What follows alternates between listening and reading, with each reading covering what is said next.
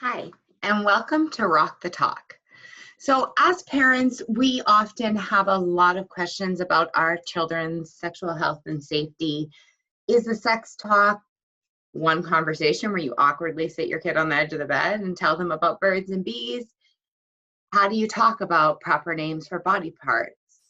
When our child does something we're unsure of, is this normal development or is there something wrong? How do we protect them? How do we keep them safe?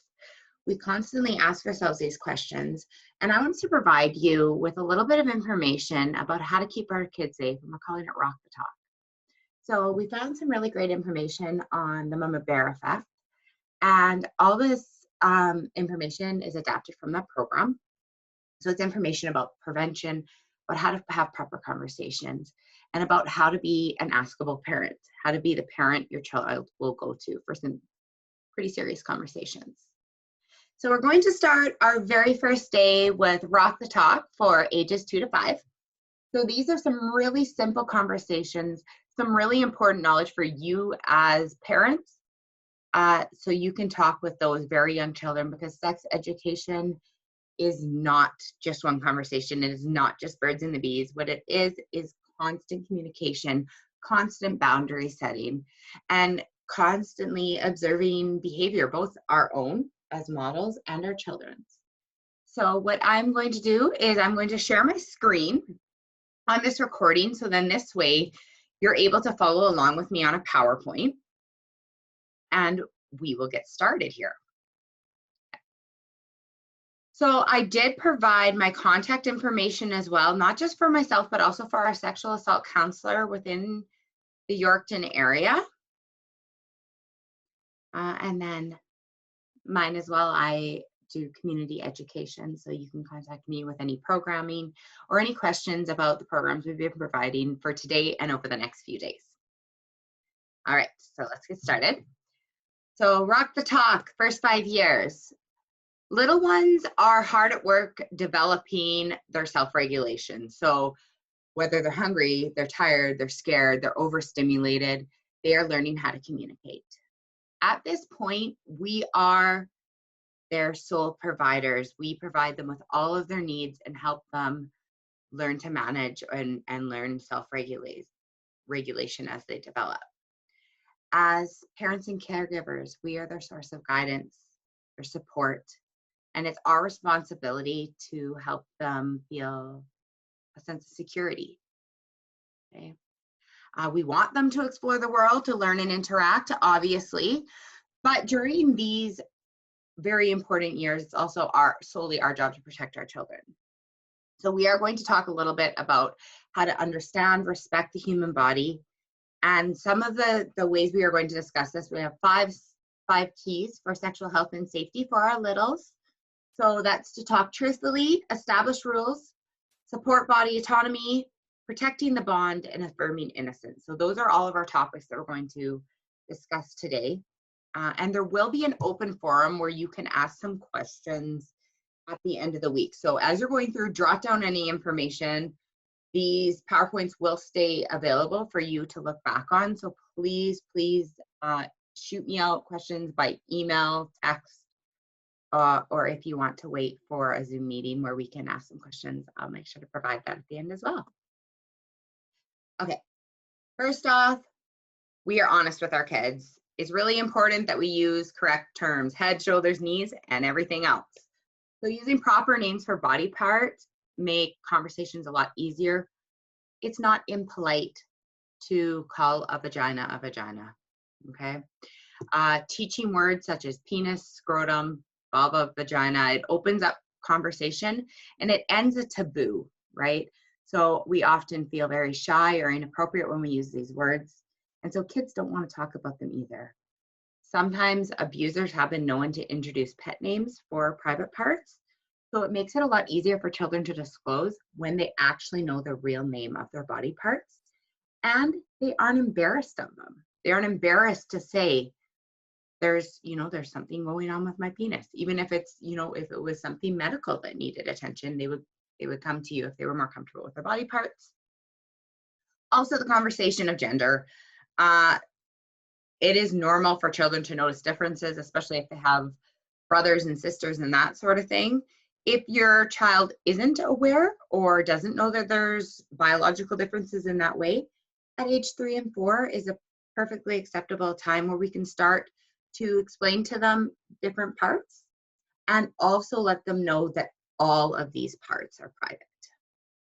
Okay, where do babies come from? I don't know if any of you guys have older children in this. You might have already been through this stage.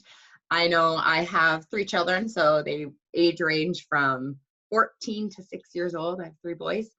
And this question has been asked in multiple ways. And, you know, I think as time goes on, I might be getting better answering the question.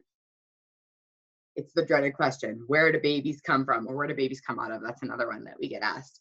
So it's an opportunity though. So we look at these as teaching opportunities to teach kids how amazing our body is, how amazing it is that we can carry a baby, right? So depending on our own parenting style, depending on our own comfort level, we'll lead this conversation. And kids don't need a full explanation necessarily right off the hop, but we can be, you know, correct with the way we are explaining it. So women have tiny eggs in their ovaries.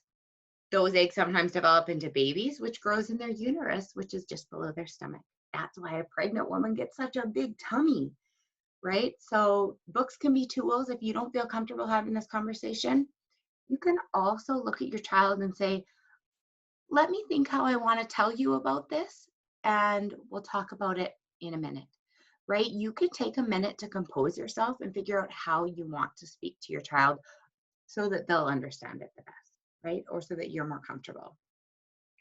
Yeah, it's really important that we have some honest conversations with our kids because our bodies change. When they go through puberty, we don't want them to feel scared or embarrassed about those changes that are happening.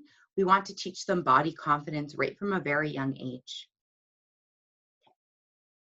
Next, private parts. So even before the age of 2, when we're changing our baby's diaper, we can talk about what those parts are. So talking about parts that are covered by underwear, diapers, bathing suits, and reminding them that people's private parts should stay private. So even just saying to them, these parts are just for you. No one should look at or touch your privates other than if, say, mommy is helping you stay clean or when I'm helping you get dressed. We can also talk about when proper times for privacy are. So that's when we're bathing, using the toilet, getting dressed, sleeping maybe. Privacy is important not just for your kids, it's for us too.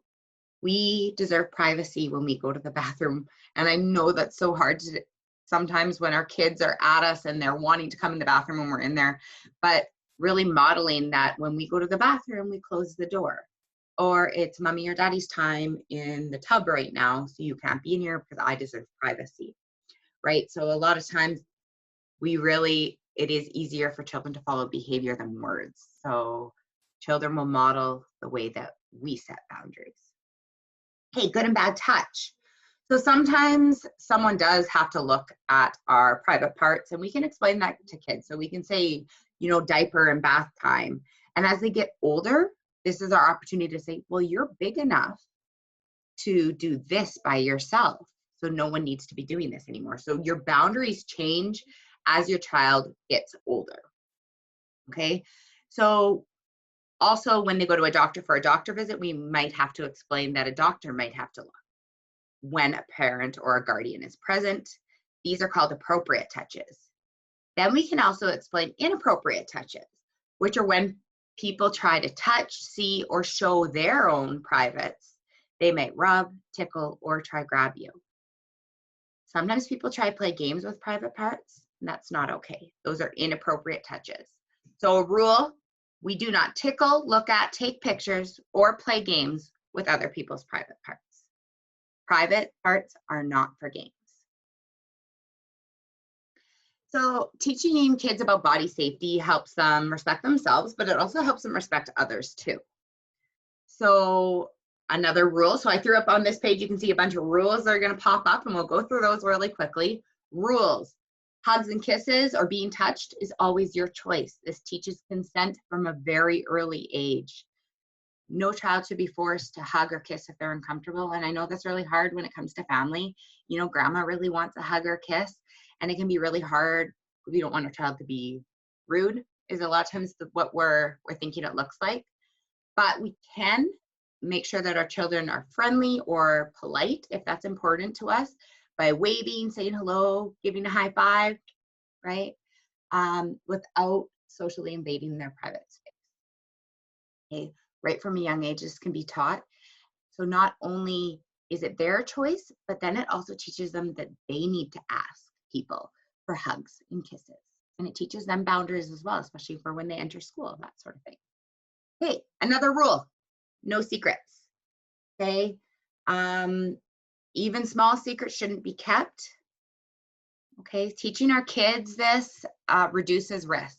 It's setting boundaries that we just have a no secret policy. You can tell this to the people in your life too. This is really hard, you know, as grandparents, sometimes they're like, oh, it's our little secret. I'm giving you ice cream and your mom doesn't know.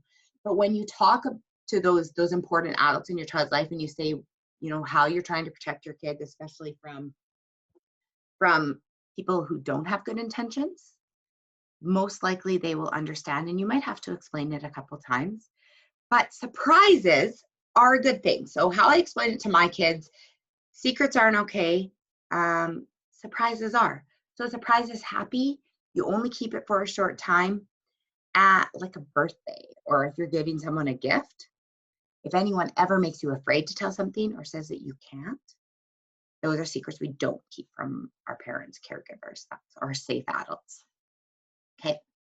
Next rule, mouths are private too. So we can talk when we're brushing our teeth or flossing, that other things, is allowed to go in our mouth. So things that are allowed in our mouth are food, obviously, brushing our teeth, that sort of thing, but we should never stick toys or anything else into our mouth. We can make that fun as well. We could say, or our ears or our nose, right? So teaching them that our mouths can be private too. Before taking a trip to the dentist or the doctor's office, we can tell them that this is an appropriate touch because the doctor, the dentist is making sure we're healthy. Okay, last rule on this page is no gifts without permission. And I know this might sound silly because it's great when people want to pay attention to our kids and give them gifts. Just get your child to ask you first. Very often, abuser will build a relationship with the child by giving them gifts, money, special favors without a parent's permission. And that leads into the secret. Don't tell your mom I gave you this. Okay? So giving gifts encourages silence. So telling your kid to always ask first if someone offers them a gift. So even if it's something small. So, you know, my friend said that I can have this great new scrunchie. Saying, I actually have to ask my mom or dad or caregiver first before I can accept the gift. And if it's an appropriate gift, the person's going to say, yeah, sure, let's ask your mom. Okay. And you can explain this. This is part of boundary setting. So a lot of times people say, well, it's all about boundaries. And we say, what the heck's a boundary? How do we set a boundary? This is how we're doing it. We're making small choices that we explain to other adults in our life, those adults that are participating in raising our children. It does take a village, right? So we're saying, these are the boundaries I set for my child. I would like you to follow them. And boundary setting is an ongoing conversation. You don't say it once and everyone jumps on board, completely gets what you say, and it's never talked about again. Just like talking about sexual health and safety, talking about boundaries is an ongoing conversation, and one that you have to adjust and reset as your child grows, as your knowledge grows. You know, as I developed this presentation, I honestly looked and I was like, man, I wish I knew that back then and not now. But I didn't know what I didn't know, and we do the best we can. So now that we have this information, we can start modeling it, start changing the way that we do things. And we all are doing our very best, and being a parent is not easy. And I'm sure that everything or all the questions that you're asking or wonder about probably aren't all in this PowerPoint too. That's why I really do encourage you to contact me if you want some more information or have a specific question that you would like answered, okay? Okay. Supporting body autonomy. Kids love to say no. No, no, no. Actually, I remember my one little guy that's every answer, no. And that's great, okay? So we can role model to our children that no means no and should be respected. If we're tickling them and they say stop or no, we stop. So if they're telling someone no or stop, even if it's someone they love and that person is not listening, they need to tell someone, right? And they are allowed to say no to anyone.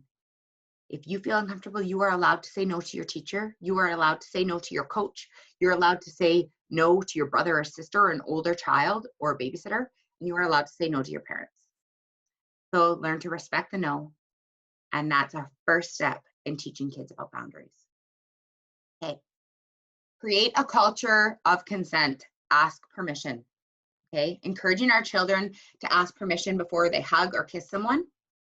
No matter how much we love someone, asking permission is an important way of showing our love. You show me that you love me by respecting my feelings. We show our children that we love them, not from stealing kisses, but for asking for them, by asking for them, I guess I should say. Understanding emotions. No is not always just a word. Teaching children about expression. How do you think that person was feeling by the way that they looked? How do our bodies feel when we're scared? What do our bodies do? How do our bodies feel when we're happy and we want something? Okay. So emotional intelligence builds empathy, and we want to build empathy in our children. Okay. Next is to listen to your body. And like I said, teach your children what it feels like when they're scared. So what feeling did you get in your stomach? How do we listen to it? Teaching our children to start trusting their gut instinct makes them stay safer in situations. And it's one of those better safe than sorries. Listen to your gut, listen to your body reactions is not always right, but it is better to be safe, right? And teaching them right from the start that they should be listening to how they feel, especially just because eventually as they get older, just because one child feels comfortable with something doesn't mean another child does, just like us adults, right? Just because I love bungee jumping doesn't mean someone else would want to do it with me. So teaching them that it's better to listen to their gut instinct and trust that. Okay, the next one is protecting the bond. Open communication is so important. If someone threatens our child or does something that makes them uncomfortable, we want them to come to us. Okay, that's not always the case. And as parents, if something ever does happen to our child that we don't know about, there's a lot of guilt involved, and you can be doing everything right and it still happens. But we are going to talk about open communication because it gives us emotional muscles. It teaches us how to model behavior. So we want our children to come to us and feel comfortable about questions.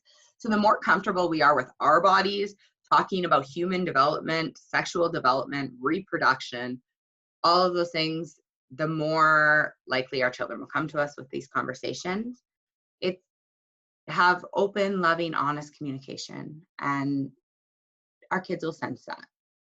Okay, the next one we are going to talk about is just being very solution focused. So I don't know if you've ever had a bad parent moment where your kid spills the juice, you flip out. I wish you weren't fooling around all the time, then the juice wouldn't have spilled. Next time the kid spills the juice, they're probably going to blame someone else. They probably aren't going to tell us. Or they may cry because they know that we're going to overreact. Hey, we've all done that.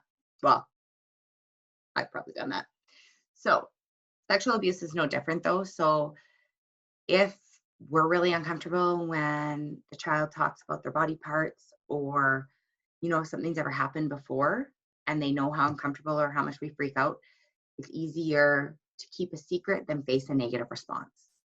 Okay, so one small part in child abuse prevention is having that open communication and teaching them how to tell. But we really do need to establish a culture about it being acceptable to talk about your bodies, and disclosing is encouraged and supported. And we actually say, if anyone ever does touch your body in a way you don't like, I want you to know that I would believe you and you're safe telling me. Okay, this one I think is extremely, extremely important. So affirming innocence, which means sometimes nice people do wrong things. So a lot of times if we're referring to a sexual predator, we may be monster. That's how you describe a sexual abuser. But that's not how perpetrators come into our life.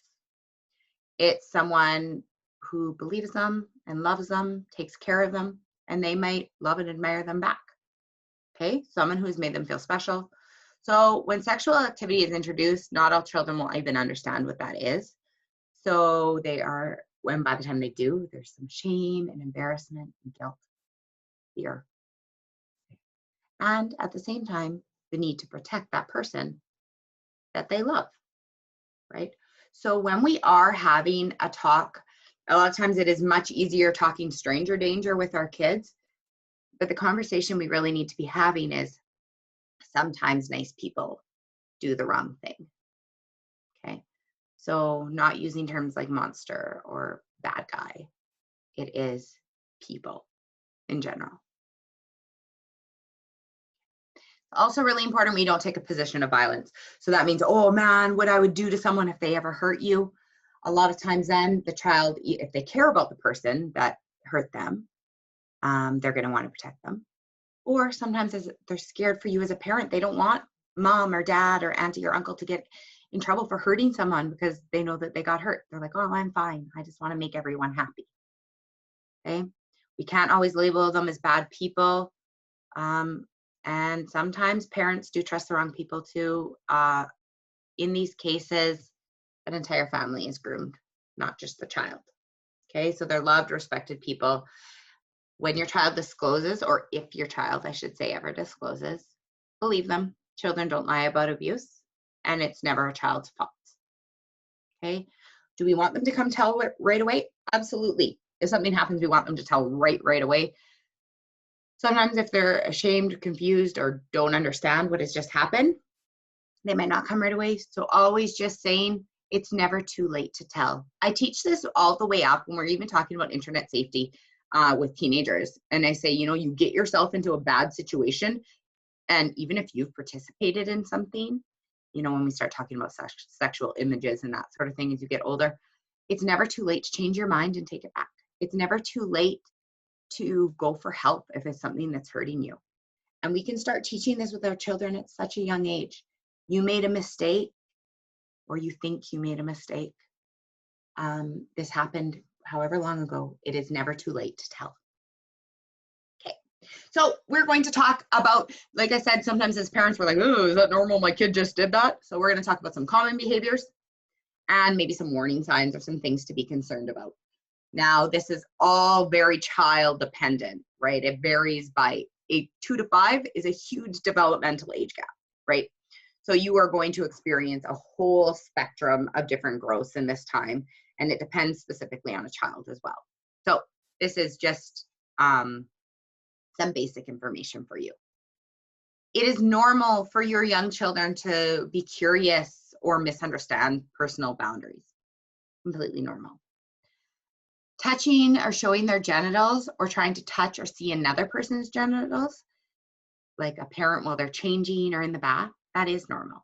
They're curious. Okay.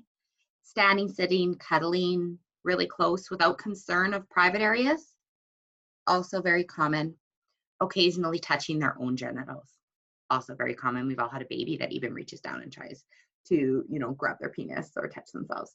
Now, that being said, that is where we practice boundaries. So, again, I keep saying mommy because I'm obviously a mom, but mommy's in the bath right now and I deserve some privacy. You need to close the door, right? So this is how we start building those boundaries.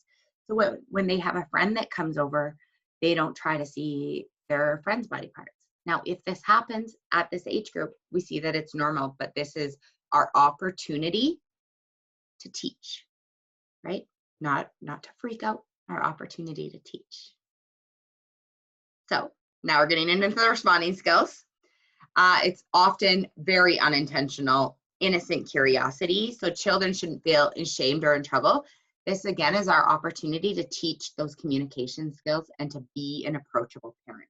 So we are teaching them that we aren't going to scream and yell over the spilled milk or juice, I think is what I used as an example. We are calm, we are very solution focused, and we are listening to what they were actually trying to do. So calmly identify the behavior you witnessed. I saw you looking at or touching little Johnny on the penis. Ask the child to explain what they were doing. So they might say, oh, I was actually helping Johnny do up his zipper, right? They might have a different explanation. Remember the innocence of a child. Explain that private areas are not for sharing, showing, touching in front of others. Be prepared to readdress the situation more than one time. Okay? Sometimes interactions between two children might look really inappropriate, but they aren't. So just maintaining composure. Again, we aren't perfect. Our initial reaction might be to freak out. Own that. Say, you know what, I shouldn't have freaked out. I understand that what you were doing wasn't on purpose. But we do need to talk about it because it's really important that we understand what privacy is. We understand what consent is. We understand how important it is to respect our bodies and other people's bodies and go over those safety rules. Okay, so some uncommon behaviors. Continuously rubbing or touching their genitals on toys, furniture, other people. Trying to use their tongue while kissing. Trying to touch the genitals of others, especially after you've had a few of those conversations that that's not appropriate and they continue. Trying to insert objects into their vagina, their anus, playing with dolls or toys in a sexual manner, or sexual behavior towards children that includes any threats. So these would be something that would be red flagged as concerning, or maybe that the child has seen something or experienced something such as abuse. So it is natural to feel shock and anger if your child acts in an overly sexual way. It's even more shocking and angry to think that your child could have got hurt. Okay? This is where we take our deep breaths. Believe them, even if it's a small disclosure. Don't ask any leading questions. So you can't say, has someone touched you here? Has someone done this to you? That puts words in their mouths and it's not their own thoughts, and it actually can, if it ever did turn into a criminal investigation, it could deter that. Okay, the child may need to be specially interviewed. So you can call Child Advocacy Center. At the end of this presentation, it's the same number I showed at the beginning, but Yorkton Sexual Assault Counselors contact information is on there through Sign, and mine is as well, but I would always contact that sexual assault counselor. She's specialized in her field. So remember, trust yourself more and trust your gut. Talk to your kids. Sexual health and safety is an ongoing conversation. It's one we can take opportunities when they present themselves. Take opportunities to teach lessons. The mom, where do babies come from? That's a lesson to be learned. Don't feel guilty about setting boundaries with other adults in your children's life. It's your right as a parent, and you don't have to explain it to other people. Ask questions and get information on your child's development. Knowledge is power, right? If you are unsure if your child's behaving in a way that you don't understand, ask about it. There is tons of information out there, and we have, even locally, we have some people that are very specialized in these fields. Okay, now our good news. Learning prevention tools is a great way to raise more confident, caring, and respectful children. When our children are educated, they are more likely to have a higher self-esteem, a stronger understanding of consent, and value loving relationships, which does help them now, but it also helps them in the future in those healthy relationships into, adolescence, teen years, and adulthood. And all the ways we empower children against sexual abuse helps to strengthen the bond we already have with our children. We help them build resilience, and we help them be able to navigate many of life's changes now, again, and in the future. So up on the screen now is our sexual assault counseling program, phone number, cell, and fax number. Also the sexual assault outreach education, which is education services in our community. Phone number and my email as well for you to get a hold of me. And the reference page for the mamabeareffect.org, where there's loads of useful information about prevention, how to parent as a survivor, and more information on these great Rock the Talk sessions. So thank you so much for joining me today. I appreciate that you took time to learn about your children, to learn about how to have these sometimes difficult conversations. And I hope that you will continue to learn, and maybe we'll see you tomorrow at our next session of Rock the Talk. See you next time.